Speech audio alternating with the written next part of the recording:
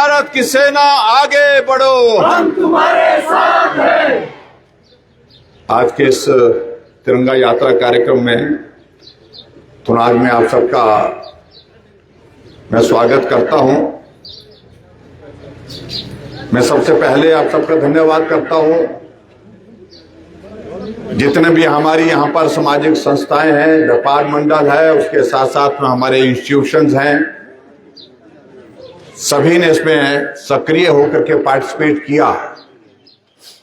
और ये मुझे लगता है कि देश के एक नागरिक होने के नाते ये हमारा धर्म भी है, दायित्व भी है। और इस दायित्व को आप जिस प्रकार से निभाने के लिए तेज धूप में भी तिरंगा हाथ में लेकर के बहुत लंबी इस यात्रा का हिस्सा बने, मैं आप सबको हृदय से बहुत बहुत धन्यवाद करता हूं, बहुत बहुत अभिनंदन करता हूं। मुझे लगता है कि सारी चीज को कहने की आवश्यकता नहीं है। इस तिरंगा यात्रा के माध्यम से अपनी भावनाओं को हमने व्यक्त किया है। अगर भावनाओं को व्यक्त किया है तो उसका अभिप्राय यह है कि देश के लिए एक एक सेना का जवान जो लड़ाई लड़ रहा है, हम सब लोग उनके साथ चट्टान की तरह खड़े हैं, उनके साथ खड़े हैं। ये भावनात्मक दृष्टि से एक संदेश इस तिरंगा यात्रा के माध्यम से हम सब लोग आज के इस कार्यक्रम के माध्यम से दे रहे हैं। बहुत लंबे समय से ऐसे हालात पैदा किए हुए थे पाकिस्तान ने, जैसे कि उसको पूछने वाला कोई नहीं, जैसे कि उसको रोकने वाला कोई नहीं, टोकने वाला कोई नहीं।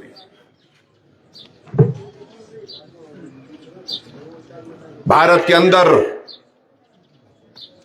आतंकवादियों को भेजना, मासूम लोगों की जिंदगियां लेना एक तरह से रोजमर्रा का उसका काम बन गया था। भारत इस सारी चीज को लेकर के बहुत लंबे समय से धैर्य के साथ उनको समझाने की कोशिश कर रहा था, लेकिन जब सारी सीमाएं पार कर ली तो आखिरकार देश को लगा, देश की सरकार को लगा और हमारे देश के यशस्वी प्रधानमंत्री नरेंद्र मोदी जी को लगा, अब सब्र का बांध टूट गया है। संदेश देना चाहिए और ऐसा संदेश देना चाहिए आने वाली पीढ़ियां भी पाकिस्तान की भूल ना सके। और ऐसा संदेश देना चाहिए कि पूरी दुनिया इस भारत को हल्के में न ले। ये मजबूत भारत, आगे बढ़ता हुआ भारत पूरे विश्व को आज के इस दौर में संदेश दे सकता है। और इसलिए आप सब लोगों ने देखा कि जैसे पहलगांव की घटना को पाकिस्तान के कुछ आतंकवादियों ने अंजाम दिया, धर्म पूछ पूछ करके लोगों को मारा गया, परिवार के सामने मारा गया। एक सप्ताह पहले सिंदूर किसी बेटी की मांग में भरा था, उसके सामने उसके पति को सिर पे गोली मार करके कहा कि जा करके मोदी को कह दे।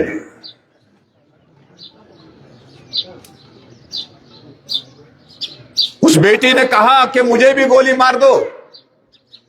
नहीं, तुम्हें गोली नहीं मारेंगे, तुम्हें जिंदा रहना है ताकि हमारी बात मोदी तक पहुंचा सको। और यह संदेश मोदी जी तक पहुंचा। विदेश की यात्रा में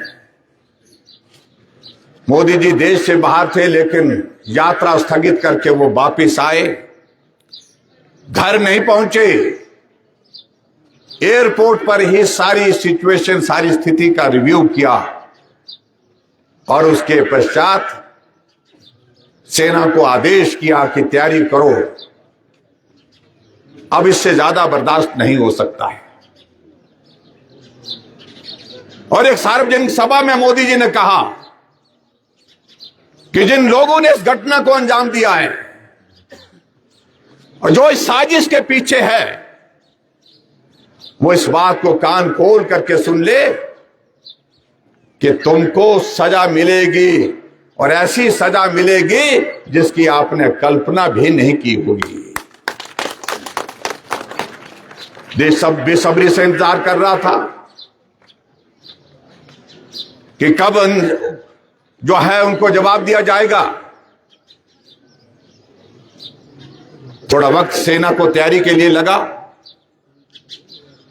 22 अप्रैल को घटना हुई और 6 मई की सुबह 1:20 पर भारत की सेना ने भारत की धरती से उड़ान भरी।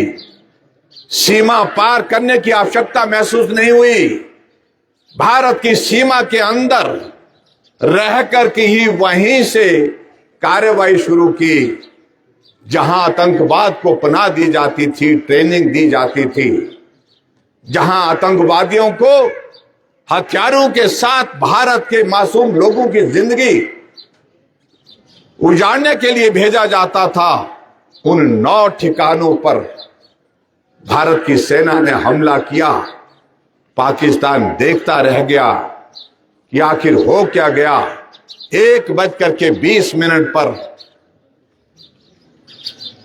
शुरुआत की और 25 मिनट के अंदर 9 ठिकाने उनके तबाह कर दिए, बर्बाद कर दिए। ये भारत की सेना का काम।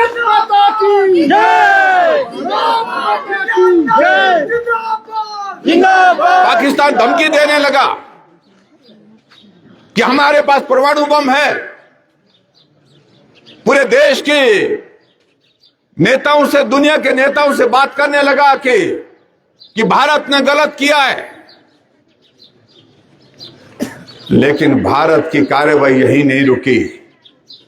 उसके बाद दूसरे दिन जब पाकिस्तान ने भारत की सीमा के अंदर गोले दागने शुरू किए तो मुंह तोड़ जवाब दिया गया। ड्रोन वहां से भेजे गए, मिसाइलें वहां से भेजी गई, फेंकी गई। एक एक मिसाइल को गिरा करके तबाह कर दिया भारत की सेना ने।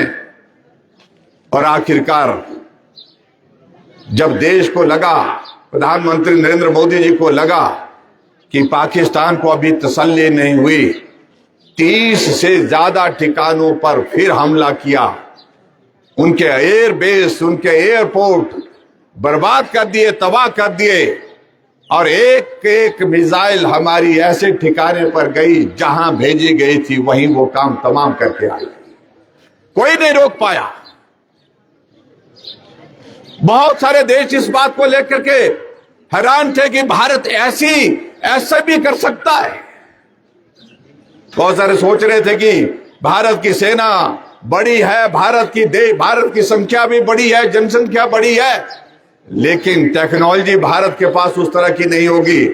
लेकिन जब जवाब दिया, इस तरह से जवाब दिया, पूरी दुनिया उस पर अब रिसर्च कर रही है कि ऐसे कौन कौन से हथियार भारत ने बना करके तैयार किए थे और जिन हथियारों का इस्तेमाल करके जहां चाहा वहां पर जो है आतंकवादियों को समाप्त कर दिया गया। 100 से ज्यादा आतंकवादी मारे गए। और यहां तक के जो मसूर अजहर के परिवार के 12 आतंकवादी, जो क्योंकि खानदानी आतंकवादियों का है, 12 लोगों को जो है वो पाकिस्तान में जो है उस ऑपरेशन सिंदूर में समाप्त कर दिया, खत्म कर दिया। इसलिए मैं बहुत सारी चीजों का जिक्र नहीं करना चाहता हूं। पाकिस्तान दुनिया के सामने चिल्लाता रहा कि हमें बचाओ। सबने कहा कि अगर ये लड़ाई अगर शुरू हुई है, ये आपकी वजह से हुई है, इसमें हम कुछ नहीं कर सकते।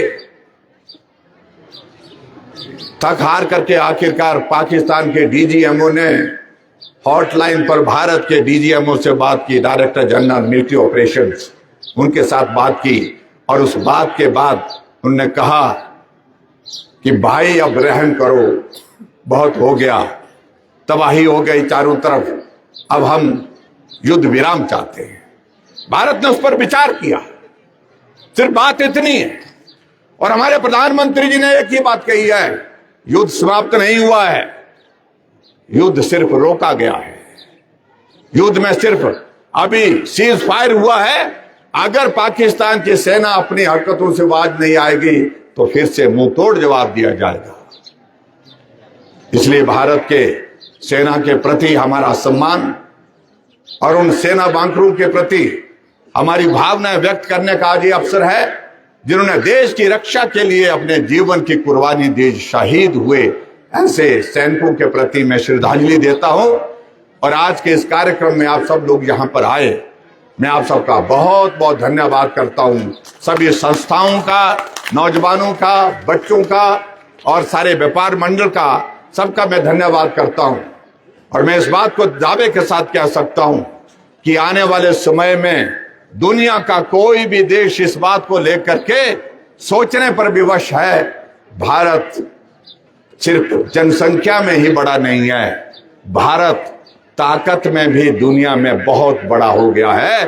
चाइना की मिसाइल चलती रही पाकिस्तान की ओर से, लेकिन कोई मिसाइल खेत में गिरी, कोई जाकर के जंगल में गिरी, ठिकाने तक पहुंच नहीं पाई। लेकिन भारत की सेना की एक एक मिसाइल जो भेजी गई थी वो पाकिस्तान में तबाही का कारण बनी। इस बात को लेकर के भारत दुनिया की बहुत बड़ी शक्ति बन गई, क्योंकि ऐसे मौके पर प्रदर्शन करने का जब मौका मिला तो दुनिया को समझने का भी भारत को मौका मिला है। मैं आज के इस कार्यक्रम के माध्यम से देश के सेनाओं को यही संदेश देना चाहता हूं कि देवभूमि हिमाचल चट्टान की तरह आपके साथ खड़ा है। देवभूमि हिमाचल प्रदेश का हर नागरिक आपके साथ खड़ा है। और हमारे दूर दराज के इलाके के हमारे सब साथी, हमारे सराज विधानसभा क्षेत्र के सब भाई बहन आपके साथ चट्टान की तरह खड़े हैं। और आने वाले समय में जो भी चुनौती का सामना करना पड़ेगा, हम एक जो है आपके साथ चट्टान की तरह खड़ा होकर के सहयोग देने के लिए तैयार हैं। सिर्फ इतनी ही बात मुझे आप सबके बीच में कहनी थी। आज के इस कार्यक्रम में एक बार फिर से सभी बच्चों का भी, सभी नौजवानों का भी और सभी कॉलेज के बच्चों का और उसके साथ साथ में जहां व्यापार मंडल का, हमारे साथ में जो हमारे सेना के जवान जिन्होंने अपनी सेवाएं दी हैं सेना में, वो भी आज के इस कार्यक्रम का हिस्सा बनी है, उनका भी मैं धन्यवाद करता हूं। आप सब आए, बहुत बहुत धन्यवाद। भारत माता की।